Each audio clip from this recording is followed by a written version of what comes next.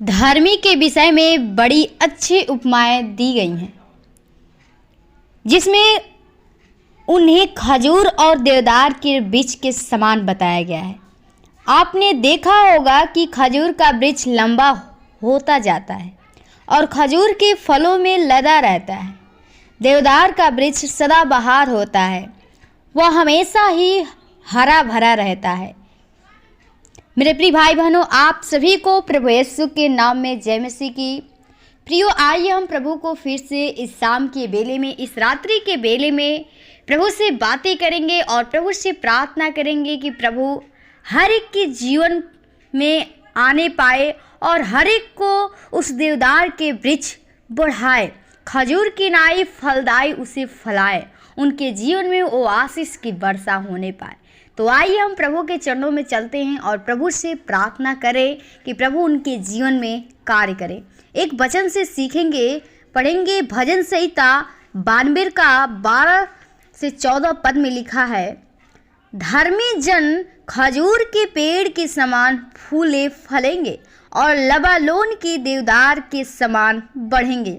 वे यहोवा के भवन में रोपे जाकर वे हमारे परमेश्वर के आंगनों में फूले फलेंगे। वे पुराने होने पर भी फलते रहेंगे, रस भरे होंगे और लहराते रहेंगे।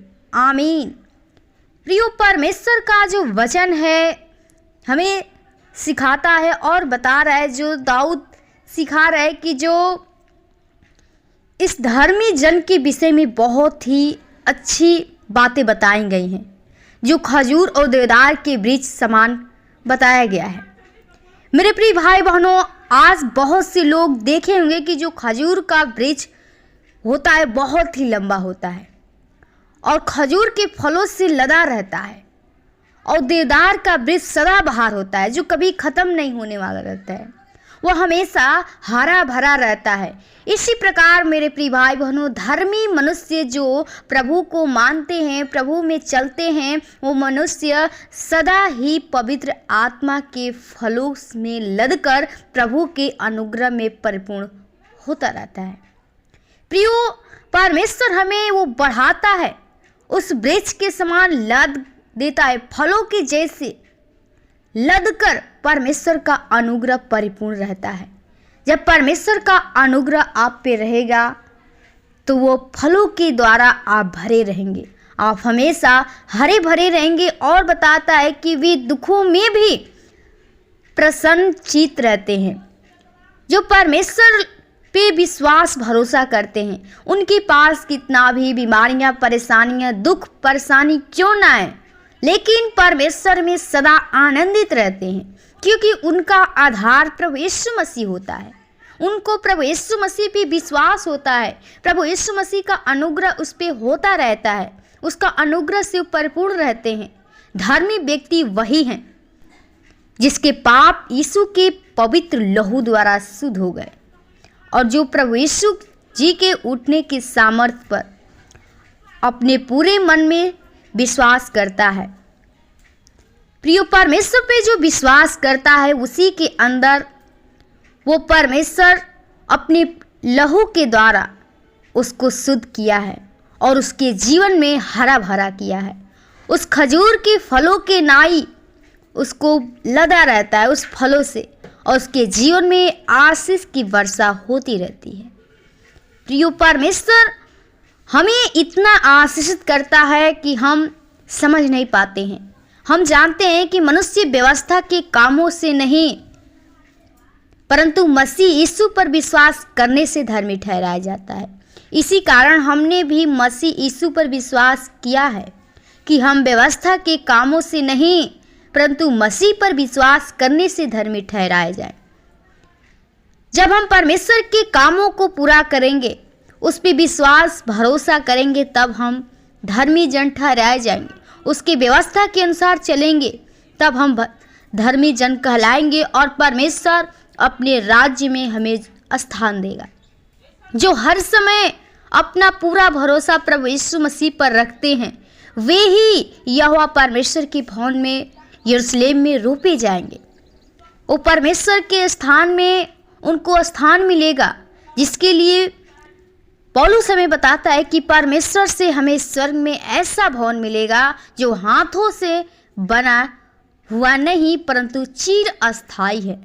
जो हमें वो भवन मिलने वाला है स्वर्ग में जो है वो हाथ का बनाया हुआ नहीं है परंतु वो बनाया हुआ चिर अस्थायी है, स्थिर एकदम, उसको कोई भी बिगाड़ नहीं सकता है। धर्मी जन ऐसे आने वाले नए यरूशलेम में जो स्वर्गीय भवन को दर्शाता है उस भवन में रोपे जाएंगे। आपने सुना होगा कि जब वृक्षारोपण होता है तो वृक्ष के पौधों को एक स्थान से उखाड़कर दूसरे स्थान में बोया जाता है।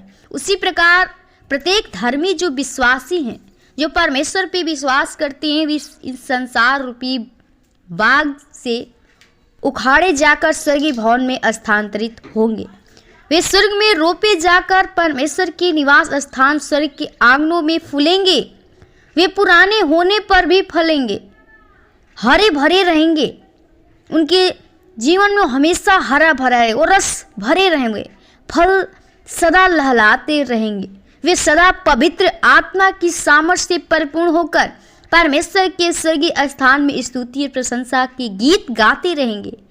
प्रियो, परमेश्वर हमें इतना भरता है और फल से जो फलदायी वृक्ष रहती है उतना भरता है कि हम परमेश्वर के सामर्थ्य से परिपूर्ण होकर जो उसके स्वर्गीय स्थान में स्तुति और उसकी बड़ाई करते हैं। जो परमेश्वर हमें जीवन को दिया है, जो परमेश्वर ने हालेलुया जिसके कान में हो वो सुन लेता है, जिसकी आत्मा कलीसियाओं से कहता है कि जो जय पाए उसे मैं जीवन के वृक्ष में से परमेश्वर के स्वर्ग में है खाने को दूंगा।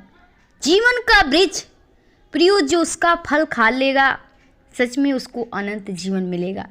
जीवन के वृक्ष के लिए यूहन्ना ने स्वर्ग में देखा, वहाँ लिखता है, फिर उसने मुझे जीवन के जल की नदी दिखाई जो स्फटिक के समान सच थी, जो परमेश्वर और मेमने सिंहासन से निकलकर नगर के मुख्य मार्ग में बीच बहती है।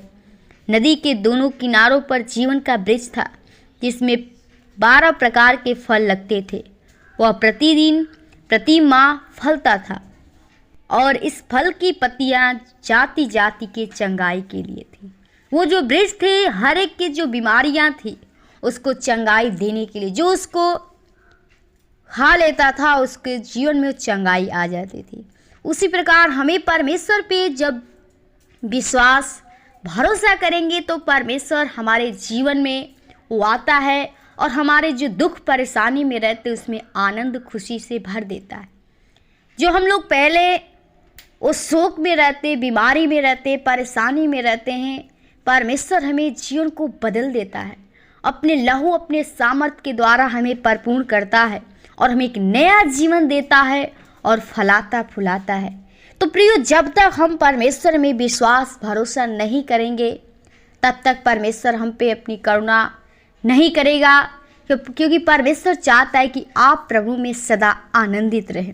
प्रभु आपको एक अच्छा देखना चाहता है, आपके जीवन में वो आनंद वो खुशी चाहता है, वो अनंत जीवन देना चाहता है। तो प्रियो, प्रभु यीशु मसीह ही जो है हमारे पापों को क्षमा कर सकता है, हमें वो जीवन को दे सकता है, वो फुला सकता है, फला सकता है और हमारे जीवन में आशीषित कर सकता है। तो प्रिय, परमेश्वर पे विश्वास करिए, भरोसा करिए। परमेश्वर आपके जीवन में जिस वस्तु की घटी है उस स्वर्गीय भंडार से पूरा करेगा, क्योंकि वो बुलाता है कि हे सब परिश्रम करने वाले, बहुत से दबे थके लोगों, मेरे पास आओ, मैं तुम्हें विश्राम दूंगा, मैं तुम्हें शांति दूंगा। प्रियो, परमेश्वर की जो पास शांति है वो कहीं पर भी ढूंढेंगे तो नहीं मिलेगा, सिर्फ यीशु मसीह के पास वो शांति है। जब यीशु मसीह के पास आएंगे तो आपके जीवन में वो आनंद, वो खुशी, वो शांति का राजकुमार यीशु मसीह आपके जीवन में प्रवेश करेगा और आपका जीवन आनंद से भर जाएगा। परमेश्वर चाहता है कि आप आनंदित रहें, आप प्रभु में प्रसन्न रहें। तो परमेश्वर की बताए व्यवस्था के अनुसार चलिए, परमेश्वर आपको स्वर्गीय स्थान में जरूर स्थान देगा, स्वर्गीय राज्य में स्थान देगा, आपको वहाँ बैठने का ठिकाना देगा, क्योंकि परमेश्वर हमें अपने पास बुलाता है। और जब तक हम परमेश्वर के पहन नहीं लेंगे, परमेश्वर के बताए मार्ग के अनुसार नहीं चलेंगे, हम उसके पास नहीं जा सकते हैं। इसलिए हमें परमेश्वर की व्यवस्था के अनुसार चलना है। उसका जो मार्ग हमें सिखाया जाता है उस मार्ग को पकड़े रहें। परमेश्वर आपके जीवन में अद्भुत काम करेगा। तो प्रियो, प्रभु आपको इस वचन के द्वारा आशीषित करे। आइए हम प्रभु से प्रार्थना करें ताकि प्रभु आपके जीवन में वो जो आप दुख में परेशान में हैं, आपके जीवन में प्रभु वो आनंद खुशी से भरे और आप उस खजूर के वृक्ष के समान फलदायी, लहलाते और हरा भरे बने रहे। तो आइए हम प्रभु से प्रार्थना करते हैं। धन्यवाद और राजाओं के राजा और सृष्टिकर्ता उद्धारकर्ता जिनके स्वामी खुदा, प्रभु बड़ी नम्रता और दीनता के साथ तेरे महान चरणों में आती हूँ खुदा, जो तूने फिर से हमें इस रात्रि के बेले में, इस शाम के बेले में अपने आप से बातचीत करने का सुनहरा मौका दिया खुदा। धन्यवादित करती प्रभु जी खुदा, हर एक भाई बहनों के लिए, हर एक जनों के लिए जो तेरे वचन को सुन रहे प्रभु, तेरी प्रार्थना को सुन रहे प्रभु जी। हम हर एक भाई बहनों को तेरे जो हो प्रभु हम प्रार्थना विनती करते हैं प्रभु, जो लोग प्रभु जी उस प्रभु सूखे पेड़ के समान है प्रभु जी, उनका जीवन नाश हो रहा है प्रभु, शैतान के जीवन में प्रवेश करके प्रभु जी, तुझसे अलग करके प्रभु जी, उनका जीवन जो है प्रभु जी वो एक फूल के समान सूख गया है प्रभु। हम चाहते खुदा वो उनके जीवन में तू हरियाली दे प्रभु जी, वो अपनी प्रभु शांति दे, वो सुख, वो आनंद, वो खुशी दे खुदा, क्योंकि प्रभु तू हमें आनंद, खुशी देने के लिए आया। उस हमारे लिए ओ क्रूस पे तू लहू बहाया और अपने लहू के द्वारा हमें प्रभु जी हमारे पापों को शुद्ध किया है। और हम चाहते हैं हर एक के पापों गुनाहों को क्षमा करके उनको अपने लहू के द्वारा धोकर, शुद्ध कर, पवित्र कर, ताकि हर एक मनुष्य तेरे राज्य में पहुंचने पाए, तेरे नाम की बड़ाई प्रशंसा करने पाए खुदा। हर एक के जीवन में तेरे पवित्र आत्मा तेरे सामर्थ कार्य करने पाए खुदा। हर एक के जीवन में तेरा आग, तेरा सामर्थ चाहते प्रभु जी। जो भी परेशानियां हैं प्रभु, हर एक के जीवन में वो तू आशीष कीजिए प्रभु। हर एक के जीवन में तू अद्भुत काम कर, ताकि हर एक लोग तुझ में आशीष होने पाए प्रभु जी। हर एक को आशीष करिए प्रभु जी। उस जो लोग तुझ में धर्मी जन मनुष्य है प्रभु, उस फल के समान, उस खजूर के पेड़ के समान प्रभु जी, उस देवदार के वृक्ष के समान उन्हें बढ़ाइए, ताकि और तुझ पे विश्वास भरोसा कर सके और तेरी बड़ाई, तेरी महिमा करने पाए। क्योंकि प्रभु तू हमें शांति देने के लिए आया और उस बीमारी से छुटकारा देने के लिए आया है। क्योंकि प्रभु तू डॉक्टर से भी बड़ा डॉक्टर है।